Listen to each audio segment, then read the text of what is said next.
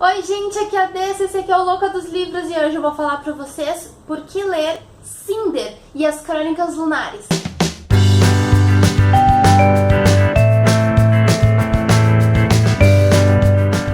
Comecei o vídeo dizendo que é por que ler as Crônicas Lunares, apesar de que eu só li o primeiro, que se chama Cinder. Mas por que eu disse isso? Porque eu acho que quando a gente começa a ler o primeiro livro é difícil da gente parar uma série, certo? Ainda mais o jeito que Cinder me deixou empolgada quando eu terminei. E eu não vi nenhuma crítica ruim até agora das Crônicas Lunares no Booktube em geral, na internet em geral. Então eu acho que deve ser uma série que vale muito a pena. Esse livro eu li em Buddy Read, como eu já falei pra vocês, com a Paty Lima e a Rebeca Vitória, que eu já deixei o link delas na descrição de um outro vídeo, mas eu deixo aqui de novo, porque vocês têm que passar lá se não passaram ainda. E olha, nós três adoramos o livro e eu tenho pouca coisa pra falar mal. Mas desse então, tu gostou tanto, tem alguma coisa pra falar? Tem, mas vamos deixar pra depois. As Crônicas Lunares são frequentemente descritas como uma releitura de contos de fada, e isso tá certo, mas também não. Por que eu digo isso? Porque eu, Andressa, na minha opinião, eu não achei assim tão forte uma releitura. O que eu achei? Eu achei que valeu mais como uma inspiração, sabe? Enquanto eu li a Cinder, eu conseguia relacionar ela com a história da Cinderela, por óbvio, mas tinha tantos elementos externos que eu acho que foi uma base tão assim, uma pincelada, que quando parecia uma coisa um pouquinho mais forte, que me lembrava mesmo a Cinderela, eu fazia um tipo, ai, olha ali, como se fosse uma referência, sabe? Quando tu vê um filme e tu tem referência de outra coisa, tu não diz que ele é uma releitura de outra coisa, tu diz que teve uma referência, teve uma influência, uma base. Pelo menos foi assim que eu enxerguei até agora. Talvez nos outros livros essa releitura seja um pouquinho mais forte. Isso é ruim ou isso é bom? Isso é ótimo pra quem não gosta tanto assim de releituras de contos de fadas, o que no meu caso eu estava bem enjoada, então dava um pouquinho de preconceito pra começar a ler as crônicas. E isso não prejudica quem realmente quer fazer uma leitura de uma releitura de contos de fadas. Acho que agrada os dois mundos. Mas sabe o que é uma coisa que eu gostei mais que tudo, eu como fã de ficção científica? É a parte de ficção científica, como eu acabei de falar. Porque não é um tipo de livro que a gente espera ver ficção científica. Um conto de fada, uma ficção científica, um romance, porque cabe dizer que ele não é, de modo algum, o protagonista desse livro, o romance, como a maioria dos contos de fada.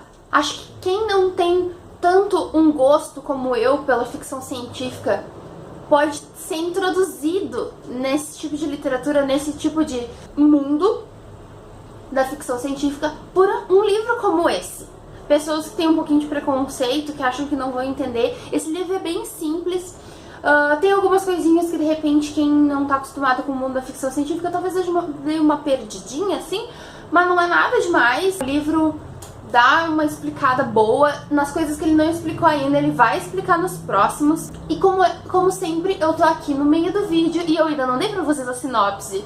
E falando rapidamente, Cinder é uma menina, na verdade ela não é bem uma menina, ela é uma ciborgue, como vocês podem ver na capa, que eu boto aqui de novo, com um pezinho assim de robozinho por dentro da pele, como mostra a capa. E ela, como uma ciborgue, na verdade, ela é tratada quase como um robô. Ela não é um robô propriamente dito, porque ela não é totalmente máquina. Um dia ela foi completamente menina, mas agora ela tem partes máquina. E ela, como um quase robô, ela pertence a alguém, que no caso é a madrasta dela, a Adri. Aí você vê bem uma Cinderela. Ela pertence a uma madrasta que faz ela trabalhar horrores, toda aquela coisa bem Cinderela. Só que eu acho que, pelo menos no início, é aí que param as semelhanças. Porque a Cinder, ela não tá procurando ir no baile como a Cinderela. Não é o sonho da vida dela dançar com o príncipe.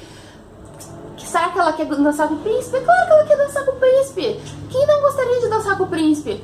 Mas não é o objetivo da vida dela. O objetivo da vida dela é muito diferente. Ela queria poder ter uma vida diferente, ela queria poder ser livre, ela queria tanta coisa que a gente quer na vida, né? Só que a história não é só da Cinder como uma ciborgue tentando ter uma vida melhor e tal. mostra todo um mundo diferente que eu já tô super inserida, já tô muito curiosa para as próximas, porque no caso, essa Terra futurista, ou se é uma outra linha do tempo, isso daí cabe discussão. Nessa Terra, a Lua foi colonizada. E já faz tanto tempo que agora os lunares, que são as pessoas que vivem na Lua hoje, são completamente diferentes dos humanos da Terra. E a Lua e a Terra não têm, assim, uma amizade tão grande, digamos assim, e a rainha lunar quer se casar com o imperador pra fazer uma aliança, mas aí a gente vai descobrindo que não é bem assim, todo mundo tem medo da rainha lunar. A rainha lunar é conhecida por não ser uma boa pessoa, os lunares têm um poder bem diferente aí, que os terráqueos não têm poderes. E então os lunares, só por ter problema, já dá medo. E aí então tem toda essa coisa de ciborgues, de tecnologias, de naves espaciais, de poderes psíquicos, no caso dos lunares. Tem muita ficção científica, por mais que ela esteja meio misturada com a fantasia e com a história mais puxada pro conto de fada. Inclusive, é tão ficção científica em algumas partes que essa questão dos lunares terem evoluído para uma coisa diferente dos terráqueos, mesmo que antigamente, lá quando a Lua foi colonizada, eles eram terráqueos, me lembrou muito Asimov, quando eu li Os Robôs da Alvorada, em que ele explica que hoje em dia o pessoal que mora em outros planetas que foram colonizados pela Terra não são mais nem considerados terráqueos. E isso eu achei muito legal. Eu não sei se tem influência do Asimov na autora. Seria muito legal se tivesse. Eu ia gostar muito mais do Marissa Meyer se realmente tivesse influência do Asimov.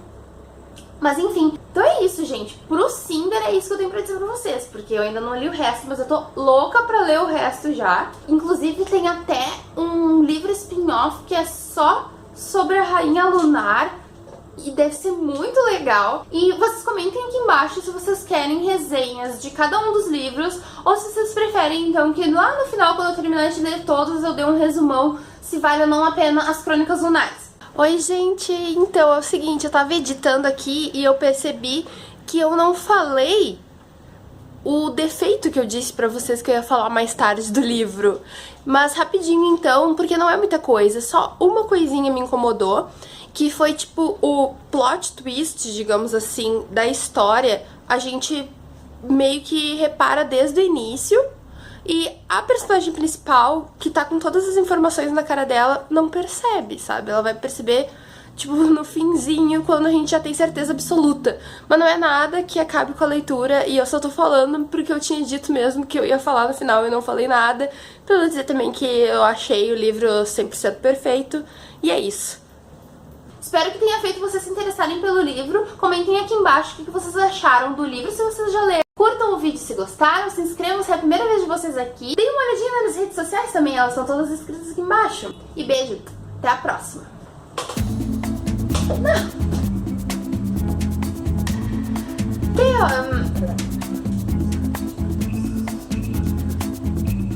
Não.